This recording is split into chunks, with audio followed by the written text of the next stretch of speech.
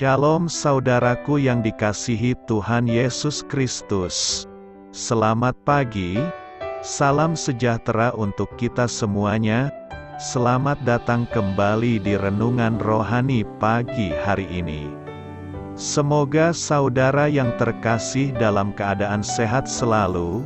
Kiranya damai dan sukacita Roh Kudus melimpah di dalam hati dan pikiran saudara saat ini. Sebelum kita mulai renungan pagi ini, marilah kita bersama-sama berdoa. Tuhan Yesus, terima kasih sudah membangunkanku pagi hari ini. Terima kasih atas penyertaan dan perlindungan Tuhan. Semua karena karunia Tuhan aku dapat bangun dengan pagi hari ini. Aku menyerahkan seluruh aktivitasku hari ini ke dalam kuasa tangan Tuhan. Jauhkanku dari yang jahat, ya Tuhan. Tuhan Yesus, tolong lindungi dan berkati aktivitasku hari ini. Tolong berkati juga keluarga dan teman-temanku, Bapa Surgawi, oleh karya Roh Kudus. Tolonglah aku untuk menjauhi segala sesuatu yang melukai hati-Mu. Ampunilah segala dosa kami, ya Tuhan. Dalam nama Tuhan Yesus, aku sudah berdoa. Amin. Sahabat saudara rohani, pembacaan ayat emas Alkitab renungan kita hari ini terambil dari 2 Timotius 4 ayat 1 sampai dengan ayat 8. Di hadapan Allah dan Kristus Yesus yang akan menghakimi orang yang hidup dan yang mati, aku berpesan dengan sungguh-sungguh kepadamu demi penyataannya dan demi kerajaannya. Beritakanlah firman, siap sedialah baik atau tidak baik waktunya. Nyatakanlah apa yang salah, tegurlah dan nasihatilah dengan segala kesabaran dan pengajaran. Karena akan datang waktunya, orang tidak dapat lagi menerima ajaran sehat, tetapi mereka akan mengumpulkan guru-guru menurut kehendaknya untuk memuaskan keinginan telinganya. Mereka akan memalingkan telinganya dari kebenaran dan membukanya bagi dongeng. Tetapi kuasailah dirimu dalam segala hal, sabarlah menderita. Lakukanlah pekerjaan pemberita Injil dan tunaikanlah tugas pelayananmu mengenai diriku. Darahku sudah mulai dicurahkan sebagai persembahan dan saat kematianku sudah dekat. Aku telah mengakhiri pertandingan yang baik, aku telah mencapai garis akhir dan aku telah memelihara iman. Sekarang telah tersedia bagiku mahkota kebenaran yang akan dikaruniakan kepadaku oleh Tuhan, Hakim yang adil, pada harinya, tetapi bukan hanya kepadaku, melainkan juga kepada semua orang yang merindukan kedatangannya. 2 Timotius 4 ayat 1 sampai dengan ayat 8. Inti dari ayat emas renungan kita adalah: Aku telah mengakhiri pertandingan yang baik, aku telah mencapai garis akhir dan aku telah memelihara iman. Mari kita mulai renungan pagi kita. Judul renungan kita hari ini adalah Mengakhiri dengan Baik, ditulis oleh Win Collier. Kisah inspiratif, di usianya yang ke-103, seorang wanita bernama Men Kaur bertanding sebagai atlet wanita tertua dari India dalam World Master Athletic Championship 2019 di Polandia. Hebatnya, Kaur meraih medali emas dalam 4 cabang: lempar lembing, tolak peluru, lari jarak pendek 60 meter, dan lari 200 meter. Namun, yang paling menakjubkan adalah kini ia berlari lebih cepat dibandingkan rekornya pada kejuaraan tahun 2017. sebagai nenek buyut yang masih aktif pada usia lebih dari 1 abad, Kaur menunjukkan teladan bagaimana seseorang harus mengakhiri pertandingan dengan baik. Rasul Paulus menulis kepada Timotius, muridnya yang masih muda, tentang bagaimana ia memasuki tahun-tahun terakhirnya. Saat kematianku sudah dekat, tulis Paulus.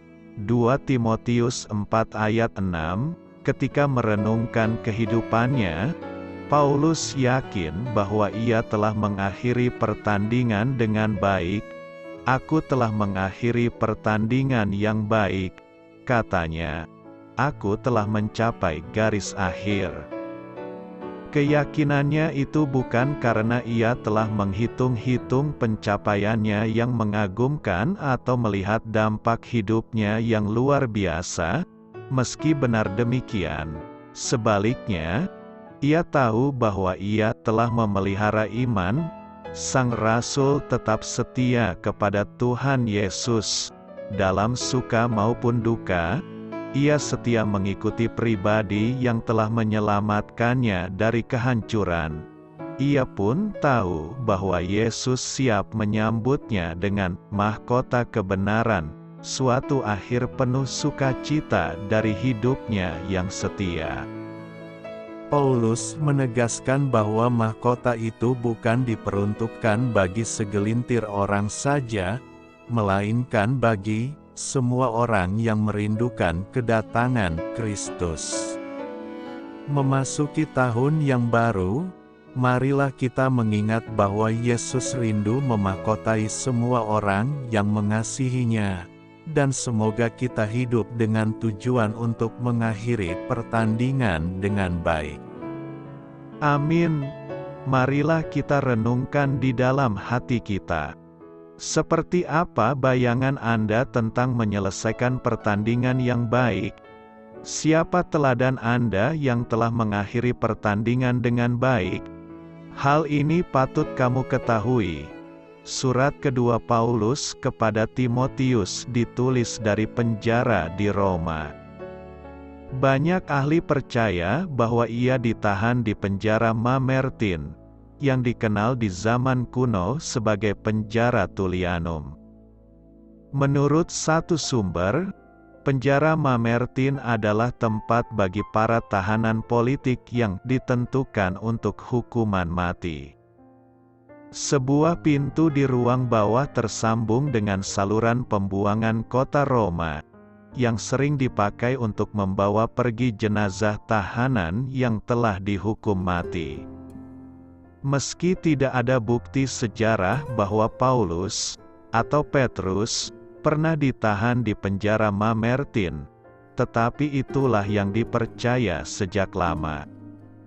Sebagai dampak dari sejarah tempat itu dalam hubungannya dengan para rasul besar, penjara tersebut kemudian dipakai sebagai tempat ibadah sejak kira-kira abad ke-7. Terlepas apakah penjara itu memang pernah menampung Paulus, suratnya jelas menyatakan bahwa ia sedang menantikan hukuman mati dan sudah siap bertemu dengan juru selamatnya. 2 Timotius 4 ayat 6-8. Setidaknya, dalam menjalani kehidupan ini kita pasti mengalami dua hal, yaitu hal yang baik dan hal yang buruk. Hal yang baik itu terkadang datang dalam kehidupan kita secara kebetulan dan tidak diprediksi sebelumnya. Namun ada juga hal baik yang kita sudah prediksi akan kita dapatkan karena suatu usaha yang kita kerjakan. Sebagai konsekuensinya, kita menerima hal baik itu.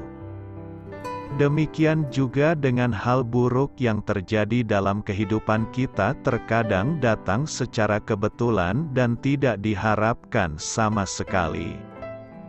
Hal buruk juga datang karena suatu tindakan yang dilakukan. Sebagai konsekuensinya, kita menerima hal buruk itu. Yang menarik adalah ada hal baik yang terjadi dalam kehidupan kita bersamaan dengan hal buruk yang terjadi.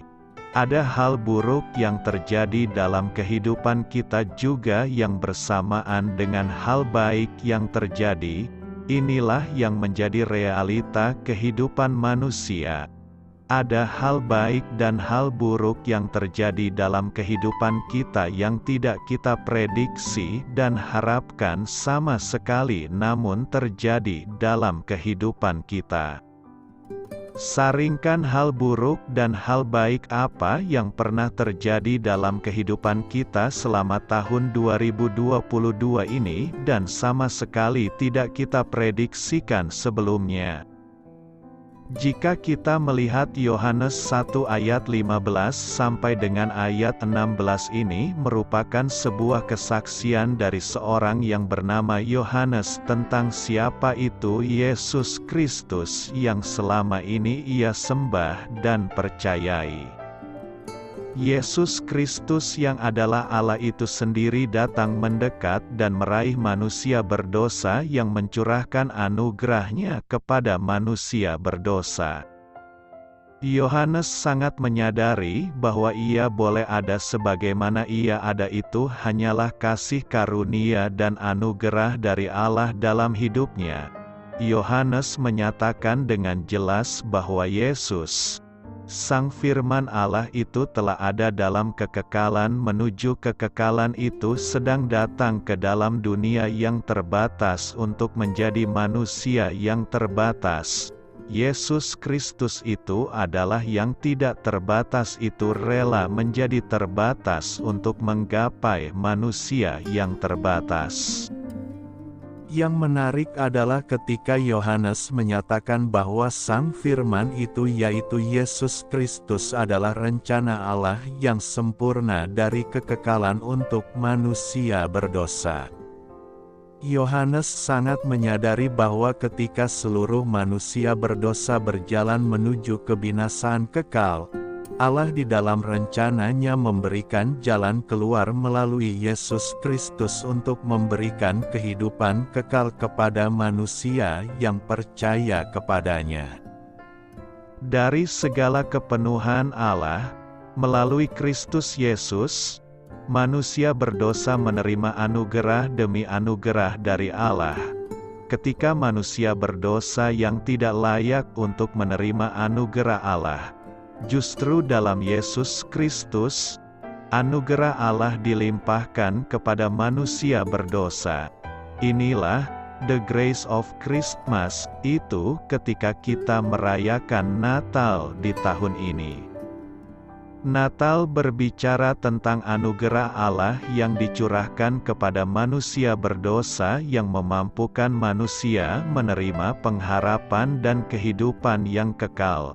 Kita dapat melihat melalui kesaksian Yohanes ini, kita kembali mengingat bahwa seluruh manusia, saudara dan saya sebenarnya tidak layak sama sekali menerima anugerah Allah, namun dilayakkan dan dianugerahi oleh Allah dengan kasih karunia dan kemurahan-Nya.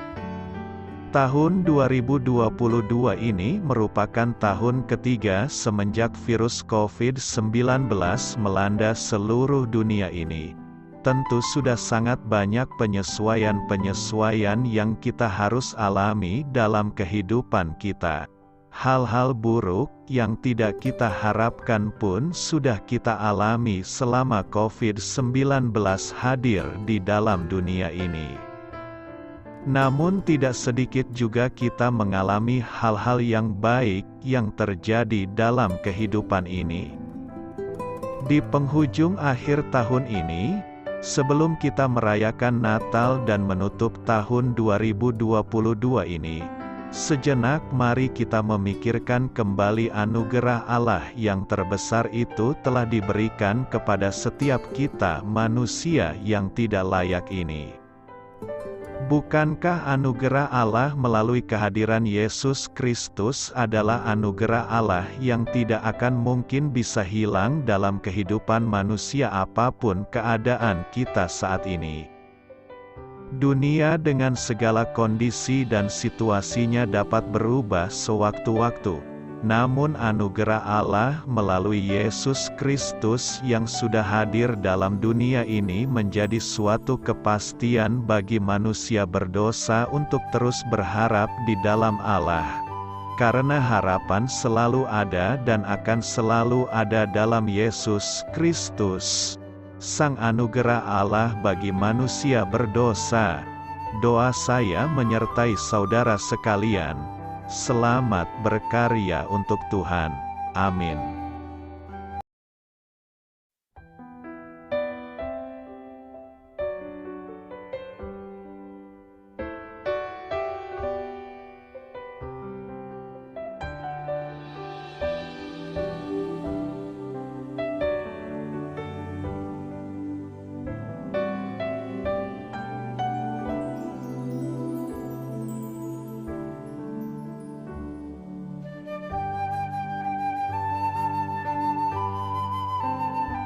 Marilah kita renungkan sahabat saudara rohani.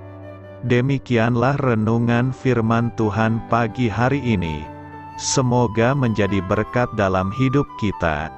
Dan sebelum kita memulai segala aktivitas kita pagi hari ini, marilah kita berdoa. Selamat pagi Bapa, malam hari telah berganti pagi. Kehidupan baru telah Engkau berikan kembali bagi kami. Bapa Surgawi, tolonglah aku menyadari kebutuhan orang lain, supaya aku dapat membagikan apa yang telah Engkau berikan kepadaku. Pada saat aku membutuhkan, berilah aku keyakinan bahwa Engkau akan mencukupkanku, melalui orang-orang yang mengasihi-Mu, bukan karena kami pantas atau layak, namun karena kasih karunia-Mu kami boleh ada, sebagaimana kami ada di pagi hari ini. Terima kasih Tuhan, atas kesempatan baru yang telah Tuhan berikan kepada kami, untuk bisa memperbaiki diri agar kami bisa lebih layak di hadapan-Mu. Hari ini kami serahkan semua perkara dan kesulitan yang akan kami lalui ke dalam tangan-Mu. Biarkanlah kami bisa memuliakan-Mu dalam segala aktivitas yang akan kami lakukan. Amin.